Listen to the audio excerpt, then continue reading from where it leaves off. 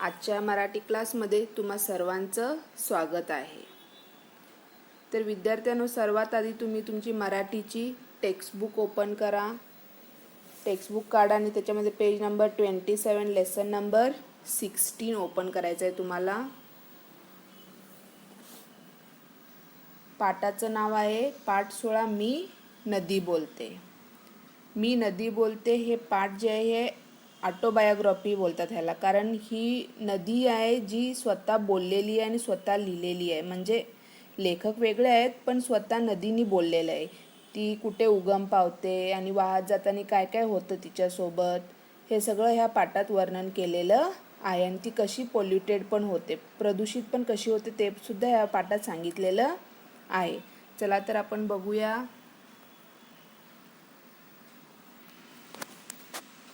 मी आहे नदी.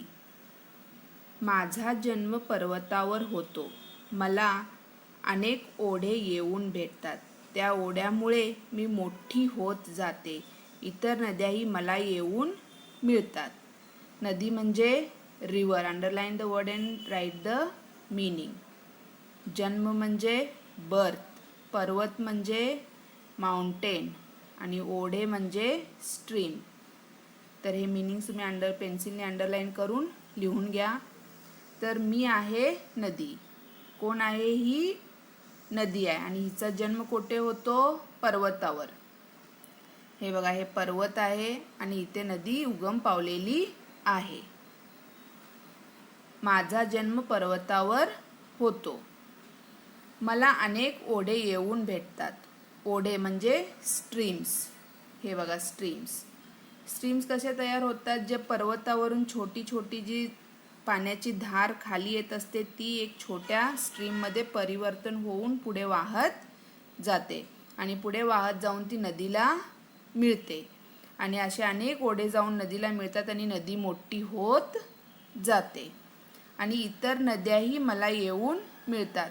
आणि असेच अजून दुसरीकडे उगम पावलेली नदीसुद्धा एक दुसऱ्यांना जॉईंट करून पुढे वाहत जाते. फॉर एक्झाम्पल बघा, इथे आहे, ही आहे कृष्णा नदी. इकडून जे वाहत चाललेली आहे ह्या साईडून ही कृष्णा नदी आहे आणि इकडून जी वाहत आलेली आहे ही पंचगंगा नदी आहे. तर ह्या दोघे नदींचा संगम इथे झालेला आहे आणि ही दोघे नदी मिळून पुढे वाहत चाललेली आहे. तर नदीचा जन्म कुठे होतो? पर्वतावर होतो. नदी मोठी कशी होते? अनेक छोटे छोटे ओढे येऊन नदीला मिळतात आणि इतर नद्याही येऊन मिळतात, म्हणून नदी मोठी होत जाते. तर नदी का जन्म पर्वत के ऊपर होता है और अनेक स्ट्रीम्स आके नदी को मिलके नदी बड़ी होती है और भी दूसरे रिवर्स भी एक दूसरे को ज्वाइंट करके आगे बहते जाते हैं. माणसे धरण बांधून मला अडवतात. माणसे धरण बांधून मला अडवतात. माझ्या पाण्यावर वीज तयार करतात. त्या विजेवर कारखाने चालवतात. शेतातील पंप चालवतात. पिण्यासाठी पाण्याचा वापर करतात. धरण म्हणजे डॅम. वीज म्हणजे इलेक्ट्रिसिटी. कारखाने फॅक्टरी आणि पाणी म्हणजे वॉटर. तर माणसे काय करतात? माणसे म्हणजे पीपल्स काय करतात? जिथे नदी असते तिथे धरण बांधतात. बघा, इथे पिक्चरमध्ये तुम्हाला दिसू शकतं हे धरण आहे आणि हे धरण बांधून इकडचे पाणी सगळं अडवलेलं आहे आणि थोडं थोडं पाणी ह्याच्यातून सोडलं जातं जे पुढे वाहत जातं नदीच्या रूपात. इथे पण बघू शकता तुम्ही. हे बघा, हे धरण आहे. इथे पाणी अडवलेलं आहे, स्टॉप केलेलं आहे. अडवणे म्हणजे काय? स्टॉप करणे पाणी को. पण पूर्णपणे स्टॉप नाही करत, थोडं थोडं पाणी सोडलं जातं. इथे तुम्ही बघू शकता हे पाणी सोडलेलं इथे जात आहे. थोडं थोडं पाणी धरणामधून सोडलं जातं.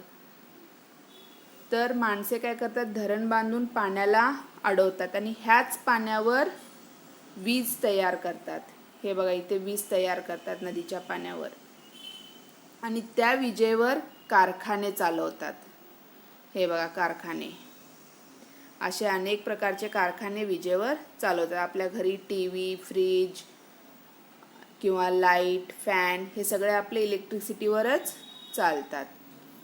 आणि शेतात जे पाणी सोडायचं पंप असतं, शेत म्हणजे काय, फार्म, आणि शेतात पंप जे असतं, हे बघा, हे शेतातलं पंप, पाणी सोडायचं जे पंप असतं ते सुद्धा ह्या विजेवर चालतं. आणि लोक पिण्यासाठी नदीचे पाण्याचा वापर करतात.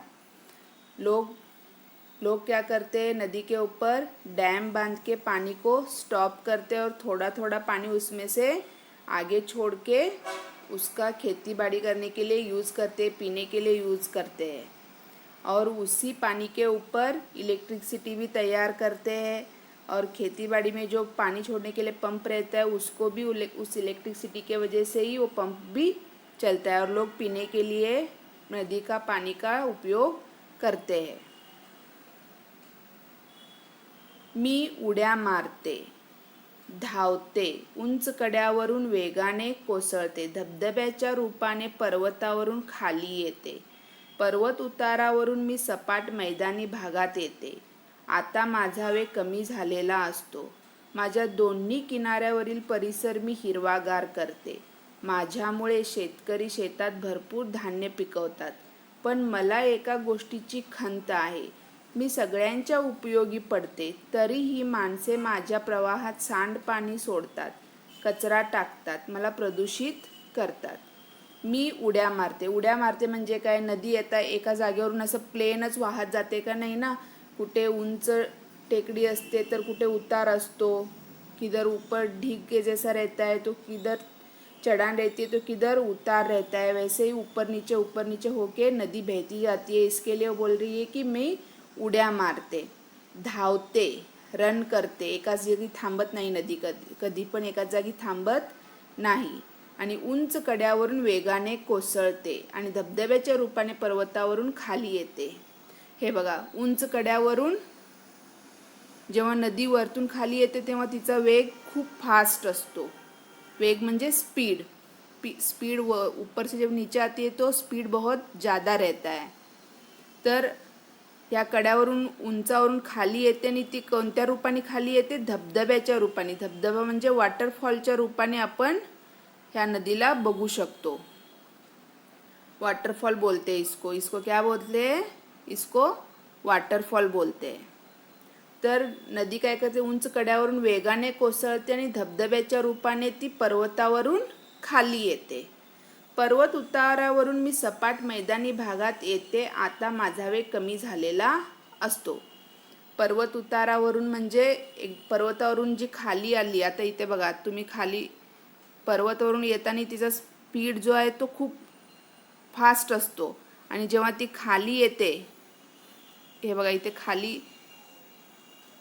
खाली येते तेव्हा तिचा वेग काय असतो, कमी झालेला असतो। जेव्हा ती फ्लॅट मैदानी भागात येते, सपाट म्हणजे फ्लॅट आणि मैदानी म्हणजे ग्राउंड, जेव्हा फ्लॅट ग्राउंड पे आती है तो उसका वेग म्हणजे तिचा स्पीड जो आहे तो कमी झालेला असतो। जितना स्पीड से वो ऊपर से नीचे आती है उससे थोड़ा कम स्पीड उसका हो जाता है जब वो फ्लॅट ग्राउंड पे आ जाती है तो।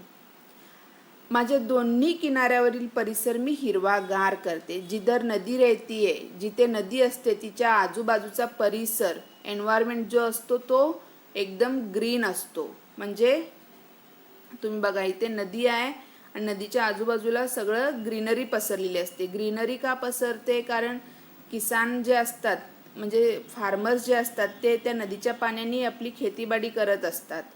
खेतीबाड़ी कौन करता है, किसानी करता है ना, तो किसके पानी से करता है, नदी के पानी से। इसके लिए उसके आजू बाजू में जितने भी खेत है वो सब हरे भरे रहते हैं नदी के पानी के वजह से।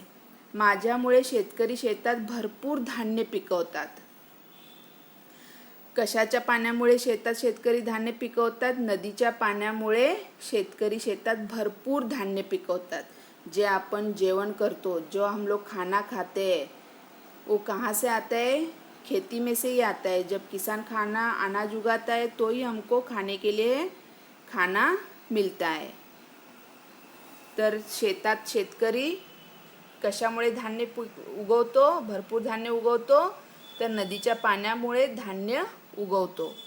माझ्यामुळे शेतकरी शेतात भरपूर धान्य पिकवतात, पण मला एका गोष्टीची खंत आहे. खंत म्हणजे काय? दुःख आहे नदीला. कशाची? एका गोष्टीची. कोणती गोष्ट ती? ती म्हणजे ती सगळ्यांच्या उपयोगी पडते.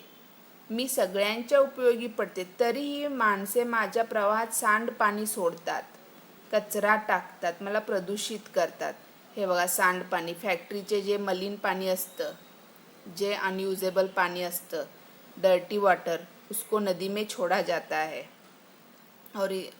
और लोग कचरा भी डालते हैं नदी में. इसके वजह से नदी पोल्यूटेड हो जाती है. प्रदूषित म्हणजे पोल्यूटेड.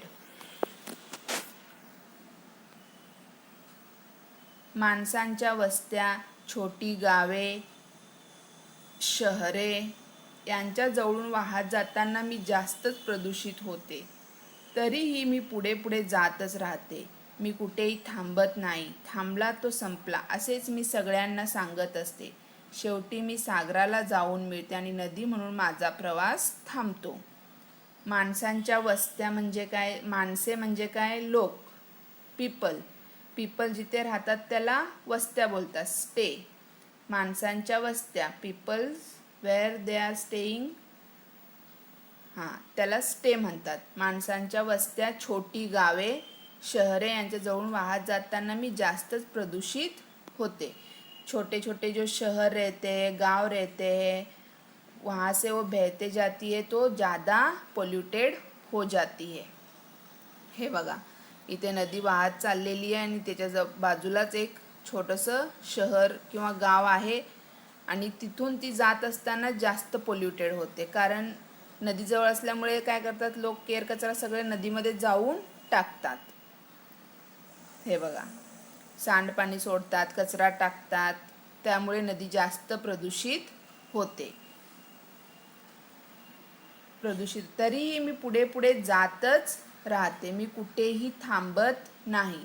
एवढं सगळं होऊन सुद्धा, म्हणजे नदी सगळ्यांच्या उपयोगी पडते, तरी पण नदीला प्रदूषित करतात, म्हणजे पोल्यूटेड करतात लोक. त्याच्यामध्ये कचरा टाकतात, डर्टी वॉटर सोडतात, त्यामुळे नदी पोल्यूटेड होते.